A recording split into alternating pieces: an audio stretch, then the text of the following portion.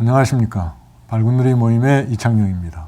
오늘은 간단하게 고전 물리학하고 양자 물리학의 차이점에 대해서 한번 얘기를 해보도록 하겠습니다. 고전 물리학에서는 관측량들을 우리가 동시에 한꺼번에 측정이 가능합니다.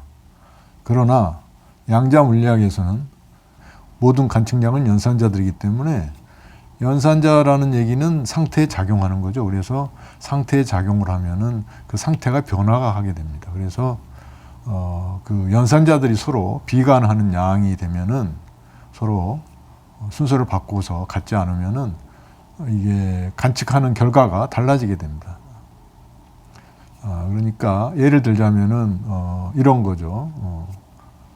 바구니에 사과가 있는데 지금 사과의 개수를 세는 연산하고 사과를 하나 집어넣거나 빼는 연산들이 있다 그러면은 사과를 하나 집어넣거나 빼고 사과를 세는 거하고 사과를 먼저 세고 나서 사과를 빼거나 집어넣는 거는 서로 결과가 그러니까 그 사과의 숫자가 다르게 나타나겠죠. 그것처럼 이 양자역학에서는 관측량들을 어떤 거를 먼저 하느냐에 따라서 그 결과가 다르게 나타납니다. 그러니까 동시에 측정한다는 게 불가합니다. 그러니까 예를 들자면은 양자역학에서는 위치하고 운동량이 서로 가한이 아닌데 그러니까 순서를 바꿀 수가 없는데 그런 경우에는 위치를 먼저 측정하고 그 다음에 운동량을 측정하면은 또다시 위치를 측정하면 그 전에 위치가 안 나오고 다른 위치가 나오게 됩니다. 운동량도 마찬가지고.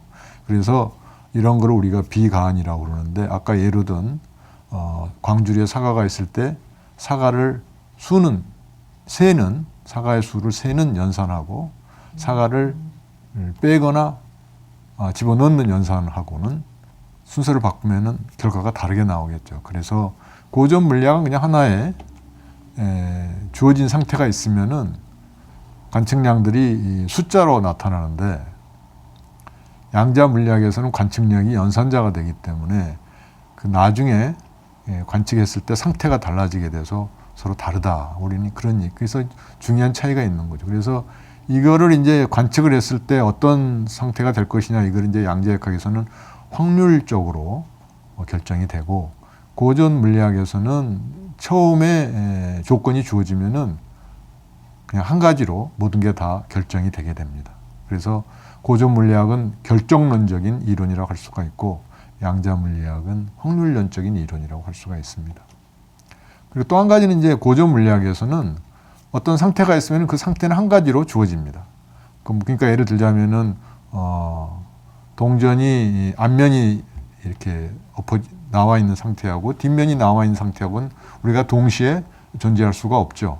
그래서 한 가지로 주어져야 되는데 양자역학에서는 그 동전이 앞면이 나와 있는 상태하고 뒷면이 나와 있는 상태가 서로 중첩해서 그러니까 확률적으로 서로 중첩해서 존재할 수 있다고 그러는 겁니다. 그래서 소위 말하는 슈레딩거의 고양이라는 게 거기서 나타나는 거예요. 슈레딩거의 고양이라는 건 딴 게 아니라 양자역학적인 중첩 상태의 특징을 이제 나타내는 그 에피소드인데 뭐냐 하면 이겁니다. 그러니까 밀폐된 방에 고양이를 집어넣어 놓고 거기에 동위원소, 방사능 동위원소를 집어넣어 놨어요. 그래서 방사능 동위원소가 분열을 하면은 분열을 해서 거기서 방사능이 튀어나오면은 거기에 조그만 독약이 든 병이 그게 용기가 열려가지고 거기서 이제 독가스가 나와가지고 고양이가 죽게 되겠죠.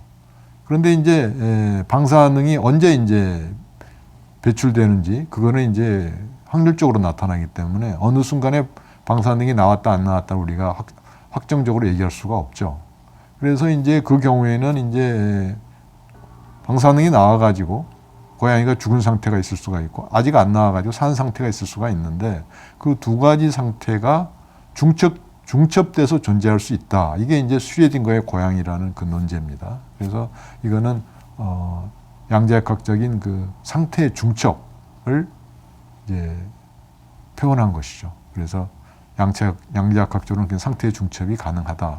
그렇지만 고전 물리학적으로는 그런 상태의 중첩이 불가능하다. 그래서 지금까지 우리가 얘기한 거는 두 가지입니다. 하나는 관측량들이 고전 물리학에서는 그냥 단순히 숫자로 나타나기 때문에 모든 걸 한꺼번에 관측해도 결과에 변화가 없습니다. 그러나 양자역학적으로는 관측량들이 다 연산자, 오퍼레이션이 되기 때문에 그게 오퍼레이션을 어떻게 하느냐, 관측량을 어떻게 측정하느냐에 따라 가지고 결과가 달라지게 됩니다.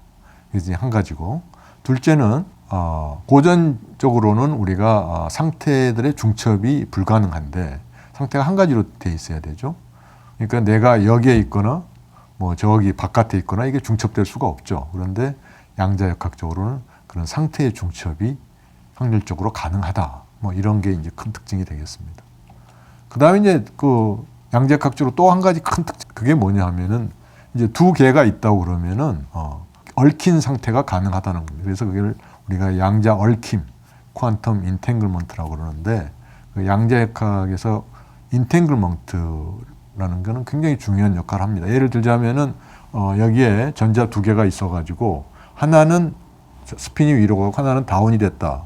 근데 이런 경우에 양자역학적인 상태는 그 스핀이 이제 각각의 전자는 2분의 1인데 그 두 개가 합치면은 1이 될 수도 있고 0이 될 수도 있습니다. 그래서 1이 되는 것 중에서도 업업이나 다운이 아니라 업다운이나 다운업이 이렇게 중첩이 돼가지고 플러스로 중첩된 경우가 있고, 스핀이 S가 0이 되는 경우에는 업다운하고 다운업이 마이너스로 중첩이 되는 경우가 있습니다. 그래서 이제 각각 이제 그 경우인데, 예를 들자면은 그래서 이 업업이나 다운은 얽힌 상태라고 우리가 보지 않습니다. 그러나 이 업다운이나 다운업이 이렇게 중첩된 상태는 우리가 얽힌 상태라고 보는데, 왜 그러냐 하면은 예를 들자면은 업다운이 있고 다운업이 있으면은 이 경우는 반드시 한쪽이 업이면 한쪽이 반대가 다운이 돼야 됩니다.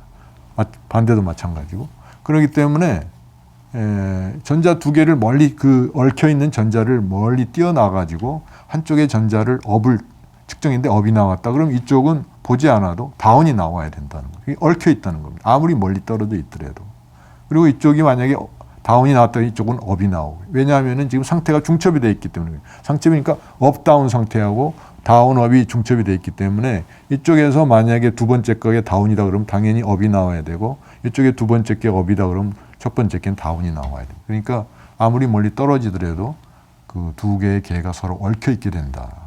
그래서 이 얽힌 상태라는 건 굉장히 중요한데, 이 양자적인 얽힘은 그래서 바로 이 양자 계산, 양자 암호, 양자 통신의 아주 바탕이 되는 원리입니다. 그래서 이 양자 물리학에서 서로 고전 물리학에서 나타나지 않는 상태들이 서로 중첩 가능한 거하고 두 개의 개가 서로 얽혀 있는 거하고, 이거는 굉장히 중요한 거여가지고 바로 이게 소위 말하는 양자 컴퓨터, 퀀텀 컴퓨터, 양자 암호, 그 다음에 양자 정보, 양자 통신 이런 데서 굉장히 중요한 역할을 한다. 그래서 양자역학적으로는 고전 물리학에서 가능하지 않는 상태들의 중첩과 그 두 개의 얽힌 상태가 존재한다. 이런 거를 이제 오늘 얘기했습니다. 양자역학의 다른 부분에 대해서는 다음번에 또 얘기를 하도록 하겠습니다. 고맙습니다.